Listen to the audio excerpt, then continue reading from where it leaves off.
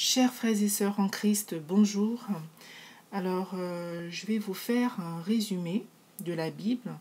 Nous allons commencer aujourd'hui par l'évangile de Matthieu, les 5 premiers chapitres de Matthieu. Alors, il s'agit d'un résumé, il ne s'agit pas d'un décryptage, d'une prédication concernant un thème bien précis. Il s'agit d'un résumé de la Bible. Donc, il y a certaines parties qui vont vous être résumées, notamment les parties qui concernent le contexte historique, qui racontent un petit peu l'histoire. Et il y a d'autres parties qui ne vont pas être résumées, qui vont vous être livrées telles quelles. Il s'agira ici, lorsque le Seigneur Jésus-Christ parle, lorsque le Maître parle, on va essayer de vous livrer tel quel ce qu'il a dit, parce qu'il est difficile de résumer quand même la pensée du Maître. Et le plus important, c'est que la pensée, la parole que le Seigneur Jésus a dit, que chacun le reçoive vraiment tel quel. Et pour toutes les autres parties, on va résumer. Donc aujourd'hui, on commence par les 5 premiers chapitres de Matthieu. Donc ça se trouve dans le Nouveau Testament. Donc on va tout de suite commencer par le chapitre 1 qui nous parle en fait de la généalogie de Jésus-Christ, de sa conception inédite, hors du commun, sainte, jusqu'à sa naissance. Alors nous voyons dans ce chapitre que Joseph, le père adoptif, j'utilise à dessein le terme adoptif parce qu'en fait nous savons tous que, pour la plupart, que Jésus-Christ a été conçu du Saint-Esprit. Il a été conçu du Saint-Esprit, donc il vient directement de Dieu. Donc en fait Joseph qu'il a élevé lorsqu'il était tout petit, en fait, donc le père adoptif de Jésus. Donc Jésus n'a pas l'ADN, si vous voulez, de Joseph. Donc c'est pour ça qu'ici on utilise à dessein le terme adoptif. Donc nous voyons aussi que Joseph, le père adoptif, le père terrestre de notre Seigneur Jésus-Christ, descend d'Abraham, d'Isaac, de Jacob, de Judas, d'Isaïe, de David, de Salomon. Il y a plusieurs générations. Nous n'avons cité que les figures très marquantes de la Bible de par leur forte relation avec le Seigneur. La parole du Seigneur nous dit dans Matthieu 1 au verset 17 qu'il y a donc en tout 14 générations depuis Abraham jusqu'à David, 14 générations depuis David jusqu'à la déportation à Babylone et 14 générations depuis la déportation à Babylone jusqu'au Christ. Nous avons donc toujours dans ce premier chapitre de Matthieu la conception de Jésus par la puissance du Saint-Esprit et l'acceptation de cette grossesse de Marie par son fiancé Joseph, alors qu'il ne l'avait point connu au sens biblique du terme. Joseph a été rassuré en fait par l'ange du Seigneur sur le caractère chaste de Marie, sa fiancée, bien qu'elle soit enceinte, tel que dit dans Matthieu 1, versets 20 à 21. « Voici, un ange du Seigneur lui apparut en songe et dit, Joseph, fils de David, ne crains pas de prendre avec toi Marie, ta femme, car l'enfant qu'elle a conçu vient du Saint-Esprit. Elle enfantera un fils et tu lui donneras le nom de Jésus. C'est lui qui sauvera son peuple de ses péchés. » Alors je rappelle ici que le support en fait de nos résumés, c'est la version de la Bible de Louis II. Donc c'est ça qui va nous servir de support pour effectuer les résumés que nous aurons à faire. Alors le chapitre 2 nous dit que Jésus naquit à Bethléem en Judée et les mages venus d'Orient allèrent à Jérusalem et se mirent à la recherche de Jésus car ils avaient vu son étoile en Orient. Il disait, comme nous pouvons le voir au chapitre 2, verset 2, « Où est le roi des Juifs qui vient de naître, car nous avons vu son étoile en Orient et nous sommes venus pour l'adorer. » Alors cela fit paniquer le roi Hérode qui commença à craindre pour son pouvoir, car même les principaux sacrificateurs et les scribes confirmèrent à Hérode que, selon la prophétie, de Bethléem sortirait un chef qui paîtrait Israël, le peuple de Dieu. Les mages suivaient l'étoile aperçue en Orient jusqu'à ce que cette étoile s'arrête devant la maison où se trouvait le Seigneur. Alors ils y entrèrent, se prosternèrent et adorèrent le Seigneur en offrant des cadeaux précieux tels que l'or, l'encens et de la myrrhe. Hérode envoya les mages en espion auprès du petit enfant afin qu'il lui ramène les informations sur lui, mais les mages, divinement avertis en songe, ne vont pas obéir à Hérode et rentreront chez eux par un autre chemin. Alors, ce chapitre 2 de Matthieu nous parle aussi de la fuite en Égypte. En effet, au verset 13, il est dit « Un ange du Seigneur apparut en songe à Joseph et dit « Lève-toi, prends le petit enfant et sa mère, fuis en Égypte et reste-y jusqu'à ce que je te parle. car Hérode cherchera le petit enfant pour le faire périr. Et Joseph va obéir, et ils resteront en Égypte jusqu'à la mort du roi Hérode. Et après, sur l'ordre de l'ange à Joseph, ils retourneront en Israël, mais Joseph et sa famille s'installeront cette fois à Nazareth, en Galilée, car ils craignaient de retourner en Judée, étant donné qu'Archélaüs, le fils d'Hérode, y régnait. Au chapitre 3 de Matthieu, dans ce chapitre, Matthieu nous parle de Jean-Baptiste et du baptême de Jésus-Christ. Jean-Baptiste prêchait dans le désert de Judée et disait, tel qu'on peut le voir au verset 2, « Repentez-vous, car le royaume des cieux est proche. » Il portait un vêtement de poil de chameau, une ceinture de cuir autour des reins, et se nourrissait de miel sauvage et de sauterelles. Jean-Baptiste était très célèbre, très connu dans toute la Judée et dans les territoires autour du fleuve Jourdain. Alors les habitants de ces contrées venaient le voir pour confesser leurs péchés et se faire baptiser par lui. Jean-Baptiste reprenait les pharisiens et les sadducéens qui s'adressaient à lui, les traitant de race de vipères, les mettant face à leurs péchés et à leur orgueil, afin qu'eux aussi se répandent. Il annonce également notre Sauveur Jésus-Christ tel que vu au verset 11 à 12. « Moi, je vous baptise d'eau pour vous amener à la repentance, mais celui qui vient après moi est plus puissant que moi, et je ne suis pas digne de porter ses souliers. Lui, il vous baptisera du Saint-Esprit et de feu. Il a son van à la main, il nettoiera son aire, et il amassera son blé dans le grenier, mais il brûlera la paille dans un feu qui ne s'éteint point. »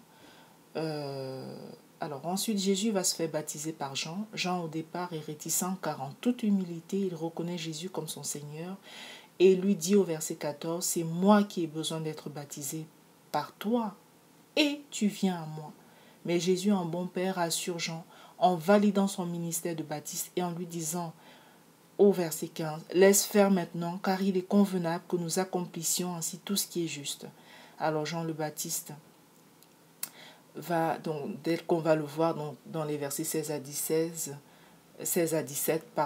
dès que Jésus eut été baptisé, il sortit de l'eau, et voici les cieux s'ouvrirent. Il vit l'Esprit de Dieu descendre comme une colombe et venir sur lui. Et voici une voix fit entendre des cieux ces paroles, « Celui-ci est mon Fils bien-aimé, en qui j'ai mis toute mon affection. » Donc Jean-Baptiste va baptiser le Seigneur, et ensuite on aura donc cette confirmation qui vient des cieux, de la part de notre Dieu qui dit de Jésus, « Celui-ci est mon Fils bien-aimé, en qui j'ai mis toute mon affection. » Ensuite, le chapitre 4 nous parle de la tentation de Jésus et du commencement du ministère de Jésus-Christ. Jésus ayant jeûné 40 jours et nuits et se trouvant dans le désert, conduit en ces lieux difficiles par l'Esprit afin qu'il fût tenté par le diable. Il eut faim et alors le tentateur propose à Jésus de transformer les pierres en pain afin d'en manger.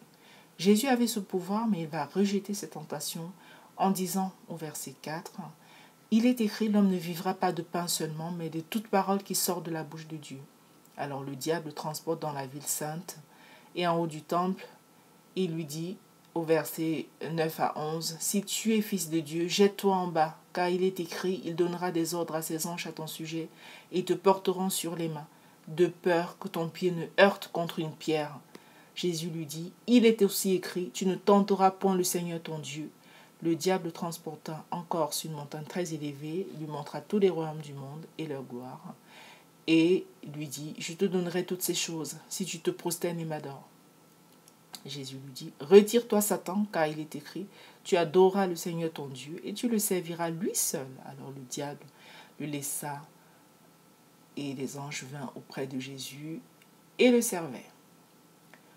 Alors, après que Jean-Baptiste eut été livré, Jésus quitta Nazareth pour Capernaum, près de la mer, et commença à prêcher en disant, « Repentez-vous, car le royaume des cieux est proche. » Et on voit bien entendu, bien aimé, là je m'arrête juste à ce niveau.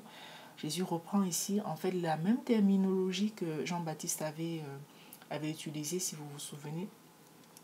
Jean-Baptiste disait exactement ça, « Repentez-vous, car le royaume des cieux est proche. » Marchant le long de la mer, donc en fait, je m'arrête là encore, parce que ça confirme bien que Jean-Baptiste est celui qui a été envoyé devant le Seigneur pour préparer son chemin. Voilà. Marchant le long de la mer, il aperçut 2 frères Simon, appelés Pierre et André, qui pêchaient, et Jésus les invita à le suivre, pour en faire des pêcheurs d'hommes. Plus loin, il appela également à le suivre 2 autres pêcheurs, deux autres pêcheurs, en fait, pêcheurs de poissons, j'entends, qui étaient des frères, eux aussi, Jacques et Jean, tous deux fils de Zébédée. Ces 4 disciples vont instantanément suivre Jésus, laissant tout derrière eux pour répondre à son appel. Nous allons aborder dans le dernier chapitre, qui est un chapitre très intense, parce qu'en fait, ici, Jésus va beaucoup s'exprimer. Et comme nous l'avions dit d'emblée, nous allons livrer ce que Jésus a exprimé tel quel, sans résumé. Nous ne sentons pas. Voilà, c'est le maître qui parle, donc on livre sa pensée telle quelle. Alors, le chapitre 5 parle du sermon sur la montagne, du rôle des disciples et l'accomplissement de la loi et des prophètes. Jésus-Christ, voyant la foule, monta sur la montagne pour enseigner ainsi. Des versets 3 à 48. Donc, on va tout vous livrer, comme on vous a dit. Heureux les pauvres en esprit, car le royaume des cieux est à eux. Heureux les affligés, car ils seront consolés. Heureux les débonnaires, car ils hériteront la terre. Heureux ceux qui ont faim et soif de la justice, car ils seront rassasiés. Heureux les miséricordieux, car ils obtiendront miséricorde. Heureux ceux qui ont le cœur pur, car ils verront Dieu. Heureux ceux qui procurent la paix, car ils seront appelés fils de Dieu.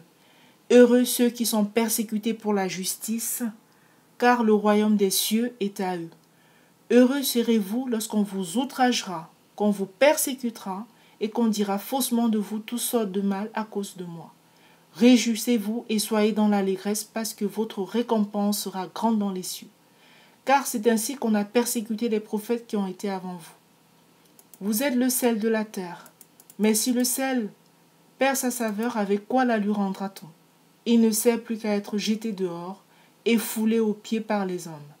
Vous êtes la lumière du monde. Une ville située sur une montagne ne peut être cachée, et on n'allume pas une lampe pour la mettre sous le boisseau, mais on la met sur le chandelier, et elle éclaire tous ceux qui sont dans la maison. Que votre lumière luise ainsi devant les hommes, afin qu'ils voient vos bonnes œuvres et qu'ils glorifient votre Père qui est dans les cieux. Ne croyez pas que je sois venu pour abolir la loi ou les prophètes. Je suis venu non pour abolir, mais pour accomplir. Car je vous le dis en vérité, tant que le ciel et la terre ne passeront point, il ne disparaîtra pas de la loi un seul iota ou un seul trait de lettre, jusqu'à ce que tout soit arrivé. Celui donc qui supprimera l'un de ces plus petits commandements et qui enseignera aux hommes à faire de même, sera appelé le plus petit dans le royaume des cieux.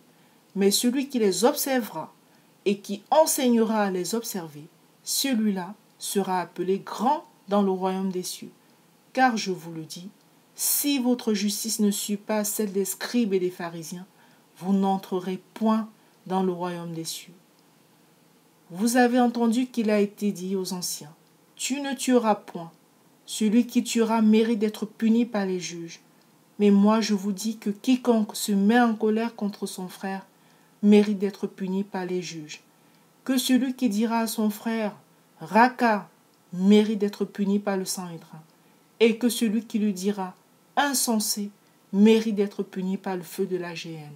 Si donc tu présentes ton offrande à l'autel, et que là tu te souviennes que ton frère a quelque chose contre toi, laisse là ton offrande devant l'autel, et va d'abord te réconcilier avec ton frère, puis viens présenter ton offrande. Accorde-toi promptement avec ton adversaire pendant que tu es en chemin avec lui, de peur qu'il ne te livre au juge, que le juge ne te livre à l'officier de justice, et que tu ne sois mis en prison. Je te le dis en vérité, tu ne sortiras pas de là que tu n'aies payé le dernier cadran. Vous avez appris qu'il a été dit, tu ne commettras point d'adultère. Mais moi je vous dis que quiconque regarde une femme pour la convoiter a déjà commis un adultère avec elle dans son cœur. Si ton œil droit est pour toi une occasion de chute, arrache-le et jette-le loin de toi, car il est avantageux pour toi qu'un seul de tes membres périsse et que ton corps entier ne soit pas jeté dans la géhenne. Et si ta main droite est pour toi une occasion de chute, coupe-la et jette-la loin de toi, car il est avantageux pour toi qu'un seul de tes membres périsse et que ton corps entier n'aille pas dans la géhenne. Il a été dit que celui qui répudie sa femme lui donne une lettre de divorce. Mais moi je vous dis que celui qui répudie sa femme, sauf pour cause d'infidélité, l'expose à devenir adultère, et que celui qui épouse une femme répudiée commet un adultère.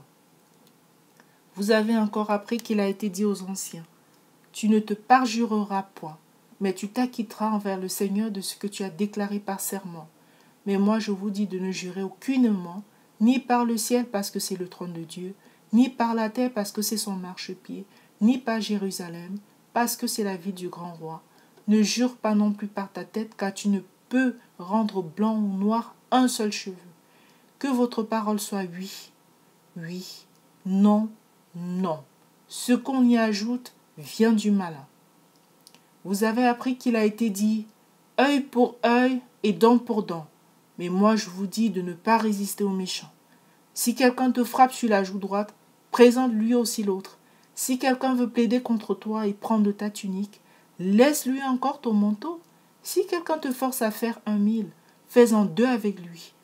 Donne à celui qui te demande et ne te détourne pas de celui qui veut emprunter de toi. Vous avez appris qu'il a été dit, tu aimeras ton prochain et tu haïras ton ennemi. Mais moi je vous dis, aimez vos ennemis, bénissez ceux qui vous maudissent, faites du bien à ceux qui vous haïssent et priez pour ceux qui vous maltraitent et qui vous persécutent, afin que vous soyez fils de votre Père qui est dans les cieux, car il fait lever son soleil sur les méchants et sur les bons, et il fait pleuvoir sur les justes et les injustes. Si vous aimez ceux qui vous aiment, quelle récompense méritez-vous? Les publicains aussi, n'agissent-ils pas de même? Et si vous saluez seulement vos frères, que faites-vous d'extraordinaire? Les païens aussi, n'agissent-ils pas de même? Soyez donc parfaits, comme votre Père céleste est parfait. Amen. Donc voilà, donc ça c'était la fin du chapitre 5 de Matthieu. On venait donc de vous résumer les 5 premiers chapitres de Matthieu. Comme on vous l'a dit, il y a des parties qu'on peut résumer dans le contexte, qui parle du contexte de l'histoire, et des parties qu'on a choisi à dessein de ne pas vous résumer. Ce sont les parties où le Seigneur Jésus-Christ, qui est le Maître, qui est le Roi des rois, qui est Dieu, s'adresse à son peuple. Et cette partie, on vous la livre telle qu'elle. Alors, pourquoi le projet de résumé? Tout simplement parce qu'il y a déjà beaucoup de versions de la Bible audio qui sont très bien faites, très bien faites par d'autres frères et sœurs. Alors, ces versions-là sont très bien exploitables. Donc, c'est pour ça qu'on a voulu se pencher sur un autre projet qui est celui de résumé en audio, de façon à ce que ça puisse contribuer toujours véritablement à l'avancement du règne de notre Seigneur. Il y a des projets formidables qui se font un peu partout, et donc que les approches que les frères et sœurs font effectivement soient complémentaires. Donc, je fais un clin d'œil aussi à la radio Menorah et Yeshua, faite par notre sœur Rachel, qui est un autre vecteur vraiment pour distiller, pour diffuser la parole de Dieu. Peuple de Dieu, soyez bénis dans le nom précieux de notre Seigneur Jésus-Christ, et à bientôt. Au revoir, c'était la sœur Nadia. Au revoir.